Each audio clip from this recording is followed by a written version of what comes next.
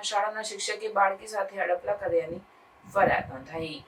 પોલીસે હડપલા કરનાર શિક્ષકની અટકાયત કરી છે. શિક્ષક રણછોડ રબારી પ્રજ્ઞાચક્ષુ સંગીતના શિક્ષક છે. સંગીત શીખવાના બાને રિસેસમાં વિદ્યાર્થીની સાથે હડપલા કર્યા. રણછોડ રબારી 20 વર્ષથી બજાવી રહ્યા છે શિક્ષક તરીકે ફરજ. દીકરીને શરીરમાં દુખાવો થતાં માતાએ પૂછપરછ કરી હતી. 10 દિવસથી હડપલા થતા હોવાનો દીકરીને માતા પાસે ખુલાસો. 2 બાળકોના પિતા રણછોડ રબારીએ બાળકીની છેડતી કરી હતી. પોલીસે આરોપી વિરુદ્ધ ગુનો નોંધી આગળ તપાસ હાથ ધરી. ગઈકાલે ગાયકવાડ હવેલી પોલીસ સ્ટેશનમાં એવા પ્રકારની એક ફરિયાદ આવેલી હતી, જેની અંદર જે ફરિયાદી હતા એમની વિગત એવી હતી કે એમની જે દીકરી છે એમની સાથે એક સ્કૂલના શિક્ષક દ્વારા અશ્લીલ હરકતો કરવામાં આવેલી હતી. સદર બાબતમાં તાત્કાલિક પ્રાથમિક તપાસ કરવામાં આવી હતી અને પ્રાથમિક તપાસને અંતે જે અશ્લીલ હરકત કરનાર જે સરકારી શિક્ષક હતા એમની ઓળખાણ થતાં એમની પૂછપરછ કરવામાં આવી હતી અને આવી હરકતની ફરિયાદ હોય સદર બાબતે ગઈકાલે ગુનો દાખલ કરવામાં આવેલ છે. સાહેબ, આ શું હડપલા કરેલા હતા અને જે શિક્ષક છે કેટલા સમયથી ત્યાં જોડાયેલા છે અને એ શારીરિક રીતે કેવા સક્ષમ છે? આ જે શિક્ષક છે જે એમનું નામ છે રણછોડભાઈ સાદુલભાઈ રબારી, જે પ્રજ્ઞાચક્ષુ છે અને પોતે સંગીતના શિક્ષક છે એ સ્કૂલની અંદર.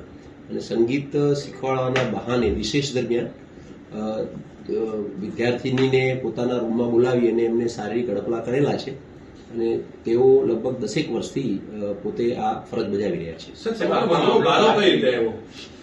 હા, આની અંદર માતાનું પ્રાથમિક પૂછપરછમાં એવું આવ્યું હતું કે દીકરીને થોડો દુખાવો થતો હતો.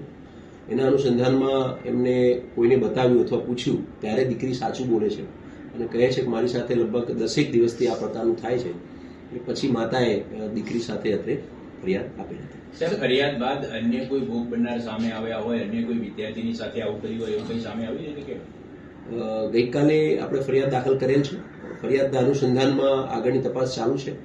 હજુ સુધી અન્ય કોઈ સાથે આવું થયેલું છે કે કેમ એવી ઘટના બહાર આવેલ નથી, પરંતુ એવી ઘટના બહાર આવશે ત્યારે એની પણ ઊંડાણપૂર્વક તપાસ થશે. આ બનાવની અંદર ગંભીર બનાવ છે, કડક સજા થઈ શકે એ માટે કઈ કલમો હેઠળ ગુનો નોંધવામાં આવેલો છે? પુરાવાની જો વાત કરવામાં આવે તો કયા પ્રકારના પુરાવા કરવામાં આવે? સદર ગુનાના અનુસંધાનમાં BNSS 2023ની જે નવી જોગવાઈઓ છે એના અનુસંધાનમાં 64 જે 376 જૂની છે એની જોગવાઈના અનુસંધાનમાં છે.